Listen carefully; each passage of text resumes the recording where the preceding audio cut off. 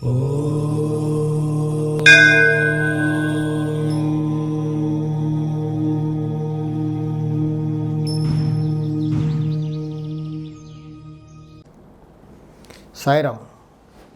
విశ్వకర్మ వాస్తు YouTube ఛానల్కి స్వాగతం. నేను మీ విశ్వకర్మ. చాలామందికి ఒక సందేహం ఏంటంటే, నేను విజిట్కి వెళ్ళినప్పుడంతా అడుగుతూ ఉంటారు, లేదా అదర్ క్లయింట్స్ వచ్చినప్పుడంతా ఒక పర్టికులర్ ప్రశ్న అడుగుతున్నారు ఈ రోజుల్లో. గురువుగారు, జ్యోతిష్ శాస్త్రం, సంఖ్యాశాస్త్రం ఇలాంటి శాస్త్రాలు కూడా ఉన్నాయి కదా,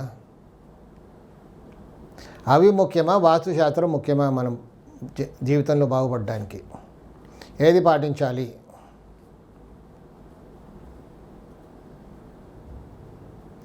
లేకపోతే అష్టదిక్పాలకులు అంటే మళ్ళీ వాస్తే కదా, లేదా ఇవన్నీ కలిసి మనకు తోడ్పడుతున్నాయా జీవితంలో బాగుపడడానికి?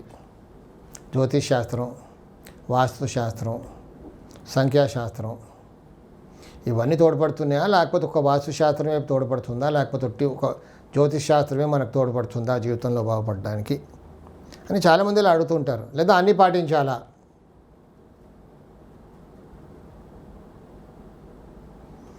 మనకు 5 వేళ్ళు ఉన్నాయి కదా, ఏది ఇంపార్టెంట్ ఇక్కడ? ఆ వేలు లేనప్పుడు తెలుస్తుంది అది దాని ఇంపార్టెన్స్ ఏంటో. ఏదో ఒక వేలు లేదనుకోండి దాని ఇంపార్టెన్స్ తెలుస్తుంది. బొట్టన వేలు లేదనుకోండి మరీ కష్టం. సో ప్రతిదీ ఇంపార్టెంటే ఇక్కడ. అది లేనప్పుడు దాని ఇంపార్టెన్స్ ఏంటో మనకు అర్థమవుతుంది. కానీ సంఖ్యాశాస్త్రం నాకు సరైన ఒపీనియన్ లేదు దానిపైన. కొంతమంది పేర్లు మార్చేస్తుంటారు, స్పెల్లింగ్ మార్చేస్తుంటారు. దానివల్ల ఎంతమంది బాగుపడిందో నా దగ్గర డేటా లేదు, కానీ అలా కొంతమంది పాటిస్తూ ఉన్నారు. లక్కీ నెంబర్ చూస్తుంటారు. మోర్ దెన్ ద రిజల్ట్ నేను అనుకుంటాను అదొక సైకలాజికల్గా మారిపోతుంది, సెంటిమెంట్ అయిపోద్ది. సెంటిమెంట్ని అధిగమించడం చాలా కష్టం. స్పోర్ట్స్ మెన్కి చాలా సెంటిమెంట్స్ ఉంటాయి, అలాగే బిజినెస్ మెన్ కూడా సెంటిమెంట్స్ ఉంటాయి. సో వేరే వాళ్ళకి ఇబ్బంది లేనప్పుడు వాళ్ళు పాటిస్తే మనకేం పోయేది ఉంది? మంచిదే కదా. ప్రతి ఒక్కరికి సెంటిమెంట్ అంటూ ఉంటుంది, అంటే ఒక నమ్మకం. కొంతమంది దేవుడు లేదంటారు, నా సెంటిమెంట్ నేను దేవుడిని నమ్ముతాను. సో దేవుడిని నమ్మిన వాడికి సెంటిమెంట్ అనుకోవచ్చు, వాడికి ఆ సెంటిమెంట్ లేదనుకోవచ్చుగా. వాడు చెప్తున్నాడు కాబట్టి దేవుడు లేడని నేను అనుకో చచ్చిపోతాను సైకలాజికల్గా. సో నాకు సెంటిమెంట్ ఉంది కాబట్టి నాకు నమ్మకం పనిచేస్తుంది. సో దేవుడు ఉన్నాడా లేదా అనేది డిఫరెంట్ టాపిక్. అంతకుముందు ఒక వీడియోలో నేను చెప్పాను, నేను దేవుడిని చూస్తానని. నిజంగా చూడాలనుకుంటే దేవుడు కనబడతాడు మనకి, ఎందుకు కనబడు? ఉన్నాడు వాడు. కాకపోతే ఇక్కడ ఏంటంటే అన్నీ కలిపి రిజల్ట్ వస్తుంది. Simple mathematics. 2 ఉంటే థర్డ్ ప్రోడక్ట్ మనం కనుక్కోవచ్చు. జ్యోతిష్ శాస్త్రాన్ని ఎలా తీసుకోవాలంటే దశ, వాస్తుని దిశగా తీసుకోవాలి. నేను కొన్ని చోట్ల చూస్తుంటాను, ప్రాక్టికల్గా అలా ఎక్స్పెరిమెంట్ కూడా చేస్తూ ఉంటాను. జ్యోతిష్ శాస్త్రాన్ని మనం డయాగ్నోసిస్గా తీసుకోవాలి, వాస్తుశాస్త్రాన్ని ట్రీట్మెంట్గా తీసుకుంటే బాగుంటుంది.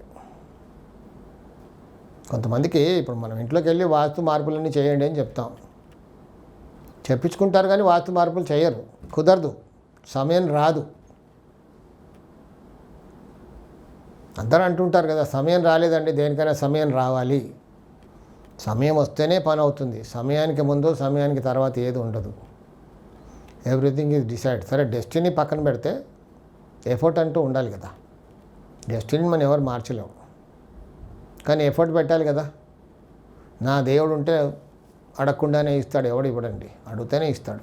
దేవుడైనా అడిగితేనే ఇస్తాడు, అడగకుంటే ఇవ్వడు.